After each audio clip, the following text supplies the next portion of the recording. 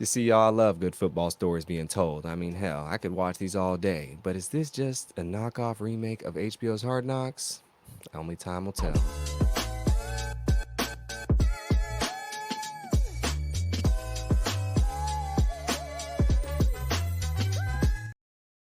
What's up, y'all? Welcome back to the DeAndre Way. Make sure to like, comment, subscribe. We are talking about the Netflix series Receiver today. I got a chance to watch the whole thing and finally finish it. It was a good series overall. I enjoyed it. It's 8 episodes, each about 55 minutes long, produced by Omaha Productions. Shout out Peyton Manning for doing his thing once again, coming after the quarterback series last year, following Patrick Mahomes, Marcus Mariota, and Kirk Cousins. Interesting pack, a group of people. Very different this group because all these receivers are pretty much all pro or all all pro or they're pro bowlers. Marcus Mariota, last I checked, they never made no Pro Bowl or All Pro. Maybe as a replacement, and Kirk Cousins probably a replacement, but it's like they're here, and then Patrick Mahomes all the way up there. All these receivers in this one are pretty stacked together. So the receivers we get for this one is Devontae Adams, one of the best in the league. Justin Jefferson, one of the best in the league. George Kittle, who is one of the best tight ends in the league. Debo Samuel, who's one of the best, I guess you could say, receiver slash running back slash plug and play players in the league. And Amon Ra St. Brown, one of the best receivers in the league. This show follows each one of them through the journeys to the 2023-2024 NFL season, and it kind of showcases their ups, downs, some of their home life, what they have to deal with injuries, coming back, the whole nine with it. It's Hard Knocks, but focusing on a single player, which is cool because we don't get to follow them that much. My only thing is like with these, they're all star players. They're all bona fide, you know, players on the team. They're not worried about a roster spot. They're not worried about how much playing time they're going to get. They're not worried about they're lucky that they're in a position. They're fortunate enough to be in a position to where they only have to focus on the game itself and not all the extra stuff like the contract talks because they're going to get their money regardless or they already got their money. So all that stuff kind of gets swept under, which, we see in Hard Knocks and sometimes certain points, but definitely these players are the creme de la creme per se. And I'm a fan of all these players too. And it's funny, actually, this felt like a whole flashback. I was at 4 of the games featured in this. Every NFL game I went to last season was in this entire series. So overall, looking at everything, I liked it. Like I said, I wish they had a receiver in there that wasn't like a superstar because we can kind of get that different dynamic in there. Um, but I like that they threw a tight end in there to mix things up a little bit.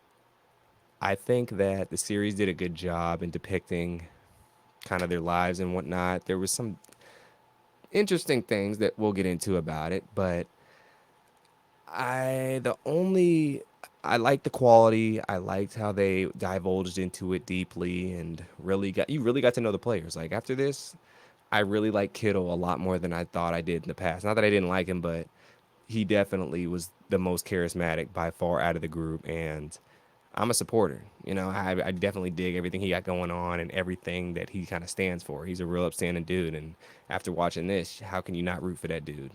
Good vibes, good energies all day long, and he's giving it out to everybody else, completely selfless. And so, yeah, I think the dudes they did a good job repping themselves and their teams during this, and it was very interesting to watch. It was some interesting notes I saw, but we'll get into it.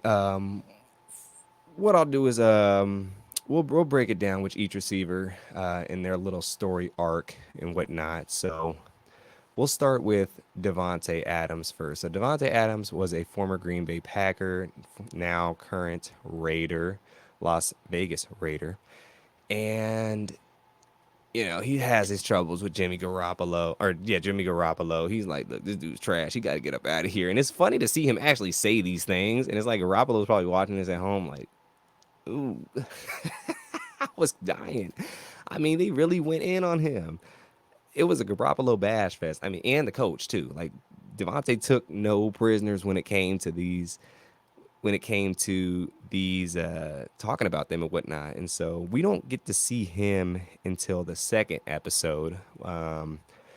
And we see him and he says he met his wife in math class at Fresno State. So we're gonna just go through each of the players' journey. I'm not just gonna like go from episode to episode. We'll focus on each to make it coherent and cohesive. I feel like that's an easier way. But yes, he met his wife in math class at Fresno State, so she's not a gold digger. She was with him from the get go, and she stuck with him. So I much respect with that.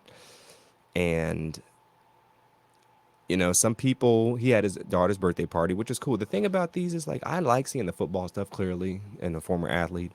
But the thing I really like to see is the stuff outside of football to kind of really see who these guys are. I think that's what really the show should focus on a little bit more than it covering like these games that kind of like an average football fan knows the results of and kind of seeing what happened.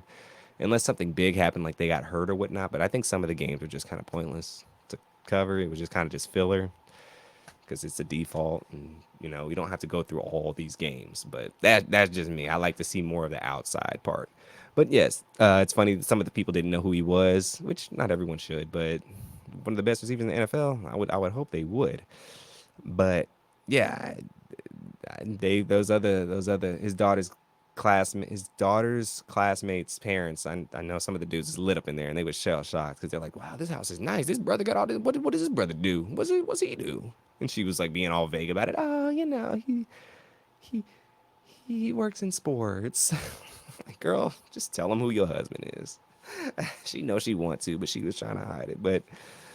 But yeah, he threw the birthday party. It was real nice for his daughter, and we get a Louis Vuitton segment to where him and Max Crosby wear the same outfit to the games, which I don't know how it happened. It seems a little like, are you sure you guys didn't plan this?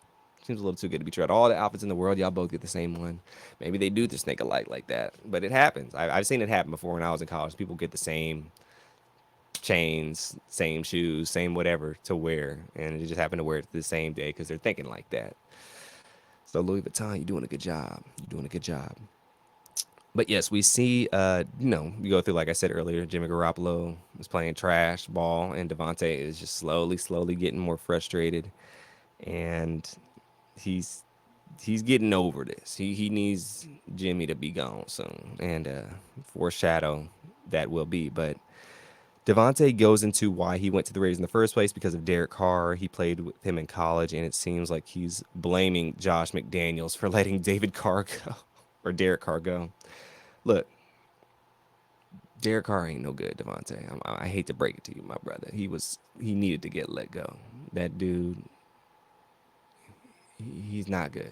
His days are pretty much over. I mean, I think this is his last season, kind of going to be starting New Orleans, and then he's gone. But yeah, we get his emotion behind that and whatnot, and then we don't get a ton of Devon. We don't really get a ton of, I think, Devontae and Justin Jefferson, which we'll get through them first because they're just Devontae doesn't have the most charismatic attitude for camera, I'd say, like for TV. Like he's kind of just here to do his thing and then move on, which is fine. He's an athlete. This is not his profession. So I'm not holding him accountable for that in the least bit. But as he doesn't get as much time as the other players. But yes, we see that Devontae ends up signing off on Jimmy Garoppolo getting benched for Aiden O'Connell once the coach gets fired, and he's like, "Good riddance, the coach is gone," basically, and good riddance, Jimmy Garoppolo is sitting his butt down up out of here because he's sick of them both, and he verbally says these things, which is hilarious because we were all thinking it, and it's funny to see we're all thinking these things, and the players actually say it. So I think that's a really dope. They're not sugarcoating how they're feeling, which is amazing because we get a lot of fluff sometimes with certain things. Like Hard Knocks is pretty good at transparency too, but we don't really know what these players are thinking. They're gonna say the right things in the media. Oh, that's our quarterback. I'm gonna stick by him. Yada yada yada. But in this, they said, nah, throw him all the way under the bus. We need this. So he's like, look, trash. Throw it out. Get the new guy in here, and that's what they did. And after the Raiders beat the Giants, they were all smoking cigars in the locker room like it was a Super Bowl. I was like, y'all, chill. Like, I get it. Y'all won a game finally, but come on now. And then we move on to, so yeah, Devontae's not in, that was episode 4. Devontae's not in episode 5. He's in episode 6. And this is when his season completes, basically. And like I said, they kind of go through his story quick.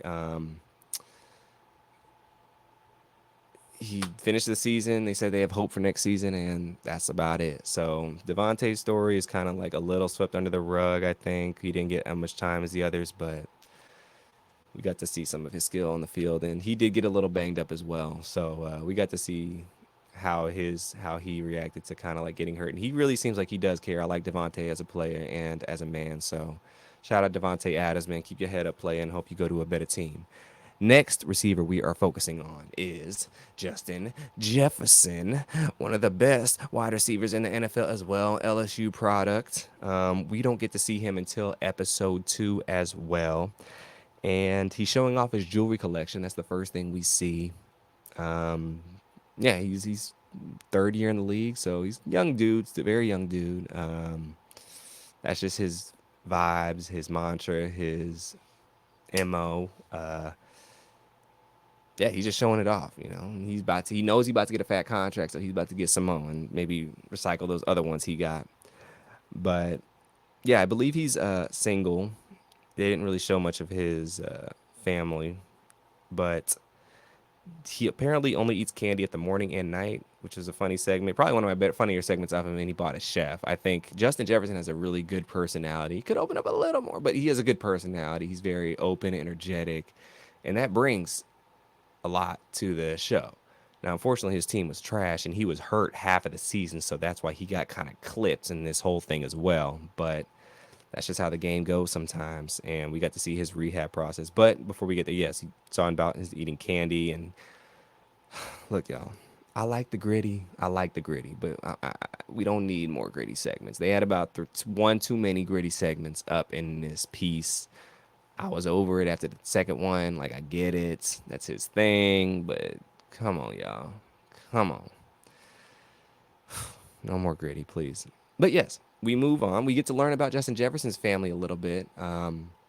His older brothers, Jordan Jefferson, I believe that's his name, played football at LSU as well. His two older brothers.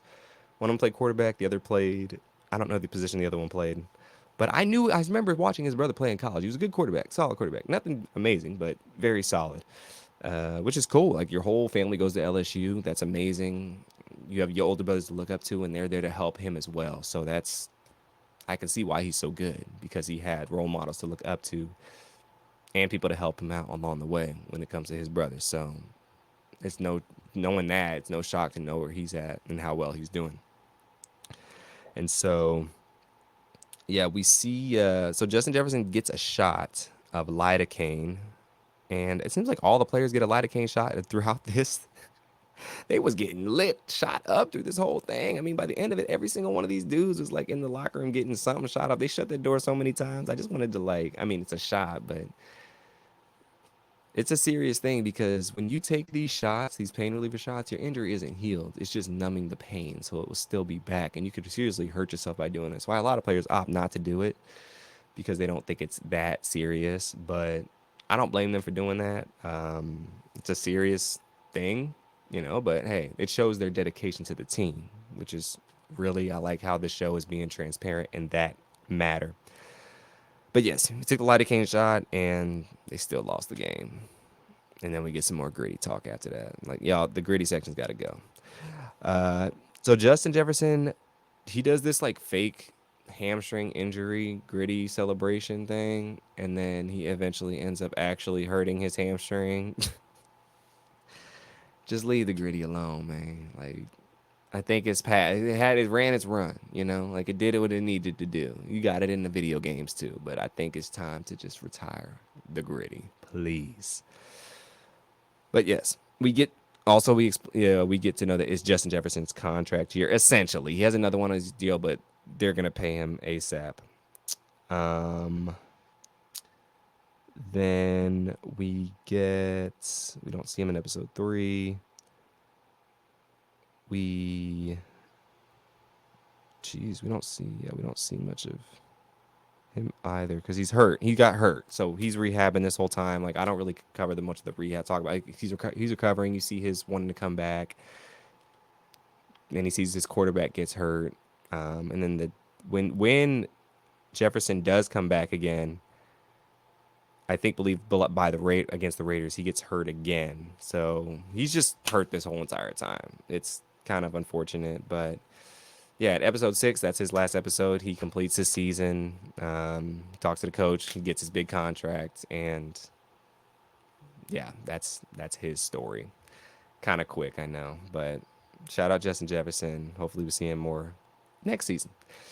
And the next one we will be covering is Amon Ra. Actually, well, yes, Amon Ra St. Brown. I'm saying his name wrong. Detroit Lions receiver. He's one of the more featured people in this entire thing. Now, he is kind of like a very forward vision type of, he's a forward, like straight type of dude. He's not doing too much joking around, not doing too much hee hee ha ha. Like he's pretty no nonsense for the most part. And yeah, he's very interesting. He has a very interesting upbringing. So we see him in the first episode, and he can speak German because German and write German fluently because his mother is German and she taught him that growing up, which is amazing. So shout out to mom. That's really interesting right there. Like that kind of stuff is, I think, what the show needs more of. Like that's a big part of his life.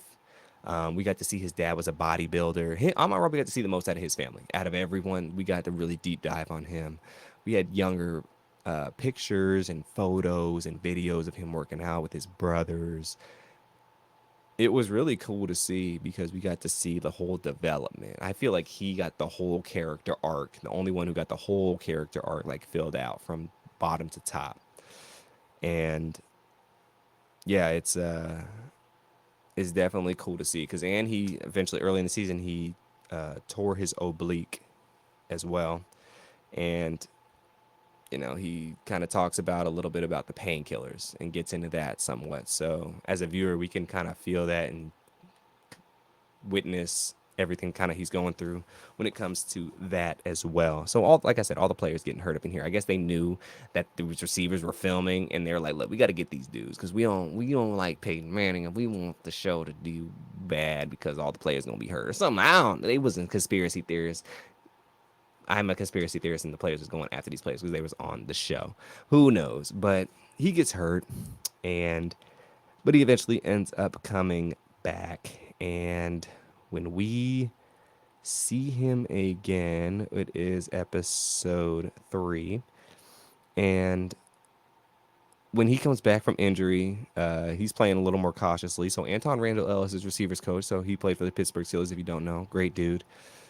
And the episodes become very injury focused.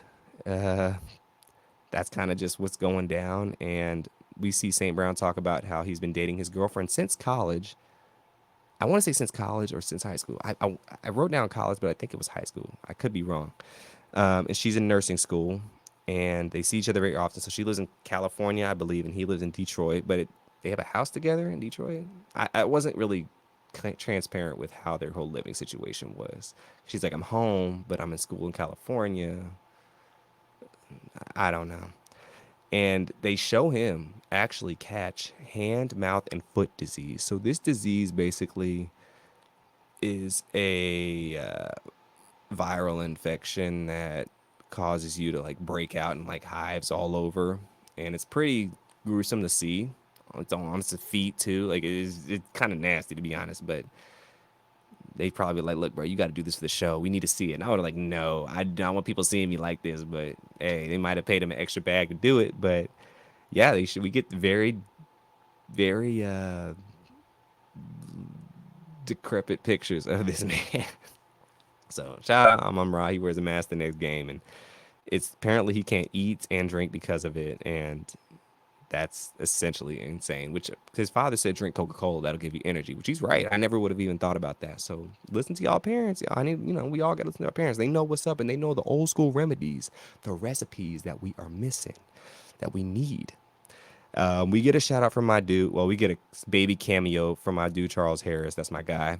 Uh, him saying that the Lions the last time they won their championship, and apparently Amon Ra and his brother have a podcast too, which I didn't know. All these players got podcasts I didn't even know about, and they don't.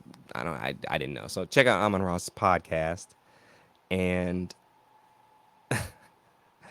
um, when Amon Ra played his brother, which was dope, that plays for the Bears, his mom seemed to be rooting more for the Lions. Parents like, look, we rooting for the Lions. The Bears, like, they ain't playing our son enough, so we not rooting for them. We rooting for the Lions. And they know the Bears wasn't gonna be doing nothing. So that was pretty funny. Um, and yeah, so then we get St. Brown. Oh, we get reason why his name is St. Brown, which his father wanted an individual name because I believe his last name is just Brown, but he wanted it to be unique, and so they put the Saint in front of it. Very clever. Very clever indeed. That was smart of his daddy. I like these background things because they add so much to the story. They add so much to the story, y'all, and we need that character development. I mean, I feel like I know Amon Ra so much. Like I could talk to him about anything, because we got the most of it. But yes, we get to sing that Amon Ra dyes his hair blue for the playoffs. Fun fact, I was at all three of the Lions playoff games, so I got to see all that. I didn't know what he looked like till then, but I was like, who's that dude with the blue hair? And that was Amon Ra. So definitely got to see him, and then everyone else started doing it too. Like Ninja, I saw Ninja at the game. Shout out Ninja. He dyed his hair blue, and some of the other fans. So I didn't really notice that they were doing it because of him, but that's dope. Saw Peyton Manning out there, like we saw as well. Um, and yeah, they get to the games, they win the games, and they get to the NFC Championship. Of course, they lose that game. Amon Ra is in disbelief and can't believe it, and that's kind of how his story ends.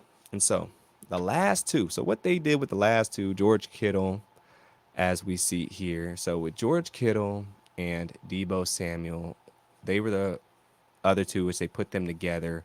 A lot of their scenes they combined, and they did theirs pretty interesting. I don't really know why they did two players on one team per se. Maybe they thought they had a good chance to go in Super Bowl, so like, oh, we can get extra footage and we'll be good. I don't know, but I kind of wish they just picked one of them, more so George Kittle. Like I like Samuel, but his situation just felt a little awkward at times with his girlfriend or something like that because they didn't really show much chemistry at all. They didn't even reference her name sometimes when it like the sun popped up. It said like Tyshawn Jr.'s mom and it didn't even say her name at times. And I'm just like, what is this dynamic? Like were they just playing up for the cameras or something? I don't know.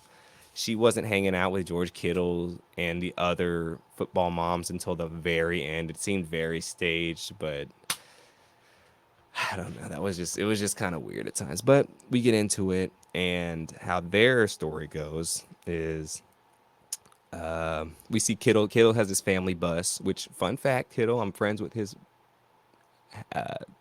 brother in law, Riley. If you remember seeing him as the other guy with the long hair that kind of looks like Kittle a little bit, but a very skinny version. Good dude. Great dude. Met him at the NFC Championship game. Got nothing but love for him. So we got to chop it up a little bit and whatnot. I met a little bit of his and a couple other people on his party bus. They were good people. But yes, they take a bus to every game, which is lit. And apparently he has some rap song about him, which I did not know about.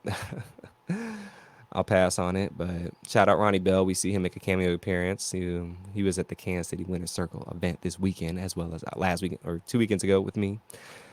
They met George and Claire, his wife, met at the University of Iowa, so she's a real one too. She's beautiful, lovely, gorgeous, great attitude. I love her vibes. She's definitely the type of woman every dude should want. And she's down. She's down for him for sure, and that's awesome. I'm surprised they don't have kids together yet, but maybe they don't want any. They seem to have a great life and they're enjoying themselves. So yeah, I mean, I don't blame them. But yes, we get those two. We'll go through Kittle first, and then we'll get through Samuel. So basically, Kittle, yeah, we get a big backstory about him and his wife and how they, manage their relationship and how they treat each other and this, that, and the third. And The 49ers having a good season, so there's not much drama going on with this team. George Kittle's a very uplifting kind of dude. He's very happy-go-lucky, joking a lot, keeping the mood light in the room. Hard guy not to get along with, it looks like, because he looks like he would just shake everyone's hand on the team, no matter if you're a starter or a bench player. Uh, I didn't know he participated in the WWE as well. That was very interesting as well. The Miz is one of my favorite wrestlers because he was on the Real World and the Challenge.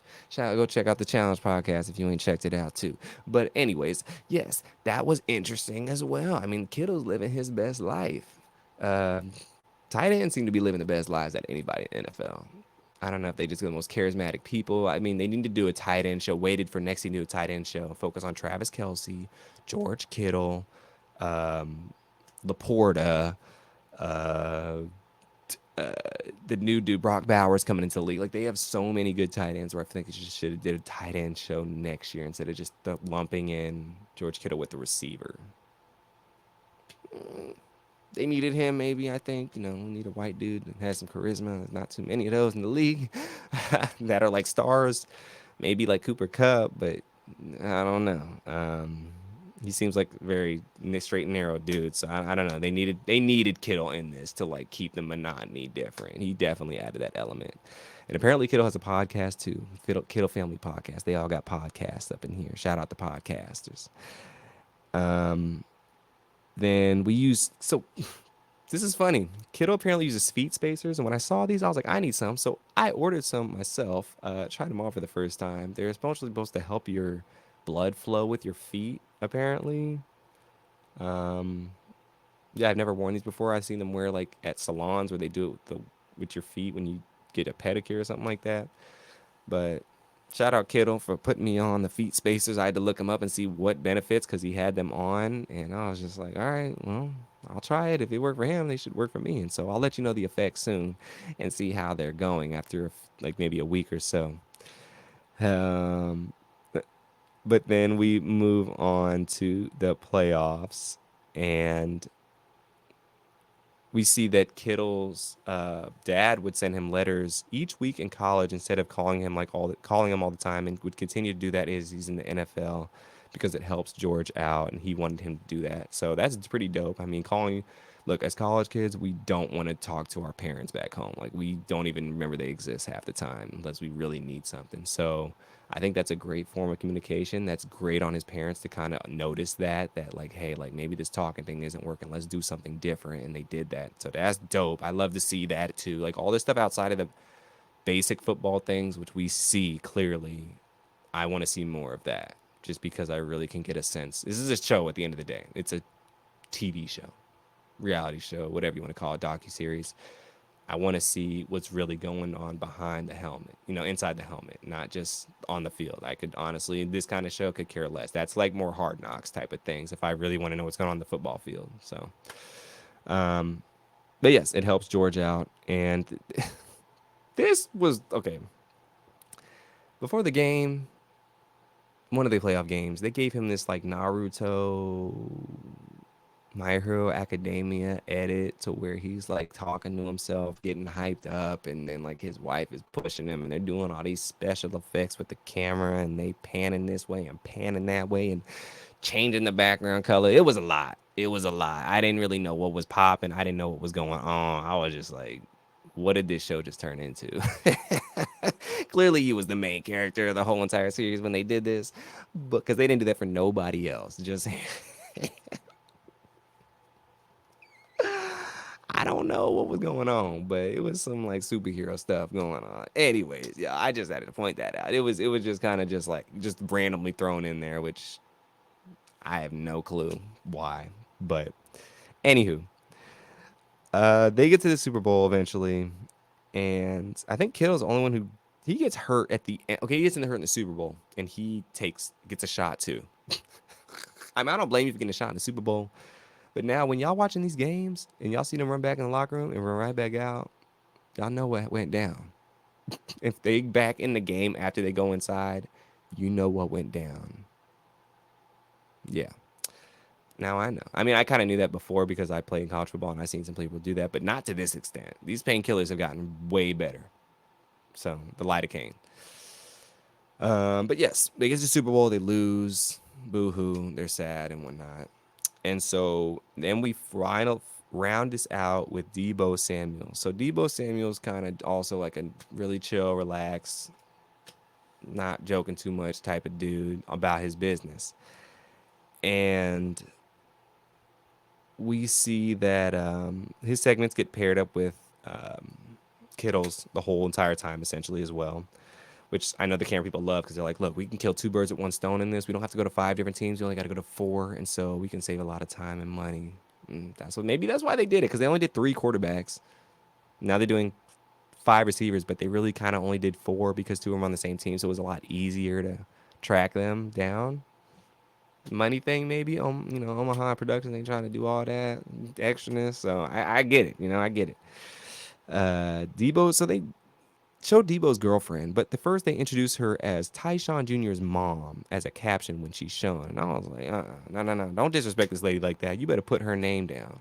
I don't care if they together or not. Put her name, which they eventually did, but I didn't like that they did that at first. Like, come on now. But yes, we get Debo Samuel.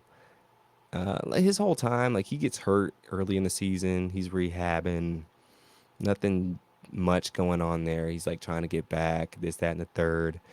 We get the origin of Debo's, we get the Debo's girlfriend's name, Mahogany Jones, which is funny. I went to a school with a girl named Mahogany Jones my freshman year who I knew very well. I don't get into details, but I knew her very well.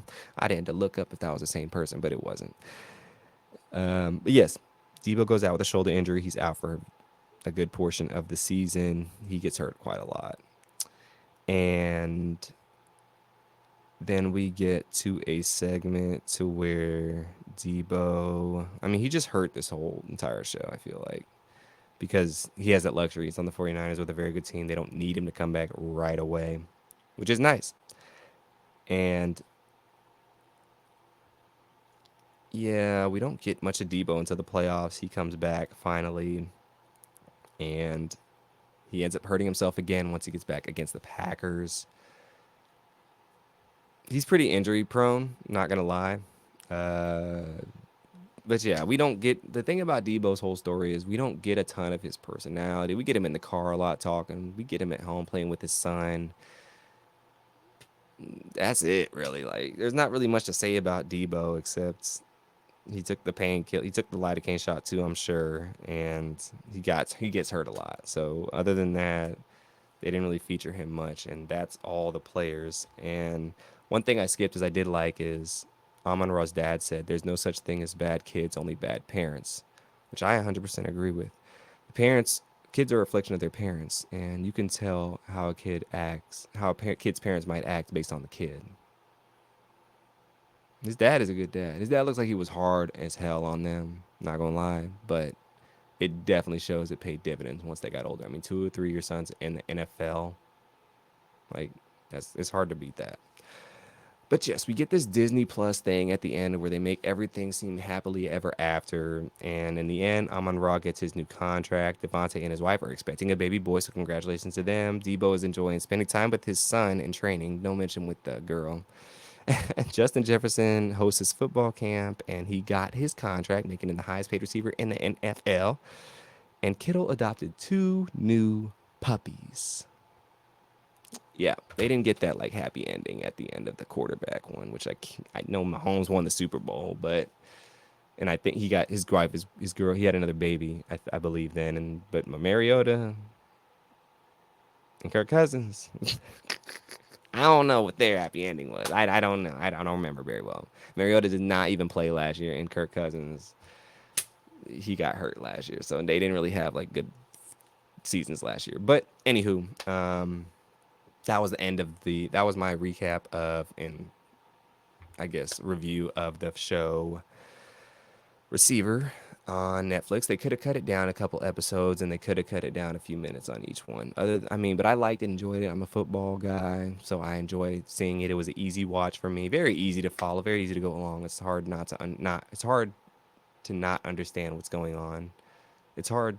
Yeah, it's hard to not understand what's going on. And I would give it a watch. I'd give it like a 7.5. I'd give it an 8. I'll give it an 8. I'll give it an 8. It gives good storytelling. It switches back and forth between the players semi evenly. I just think they needed to show more of the off the field stuff for Jefferson and for it's maybe even getting in more in a Debo situation with his girl. It seemed like confusing. Like, what are they together? Are they not together?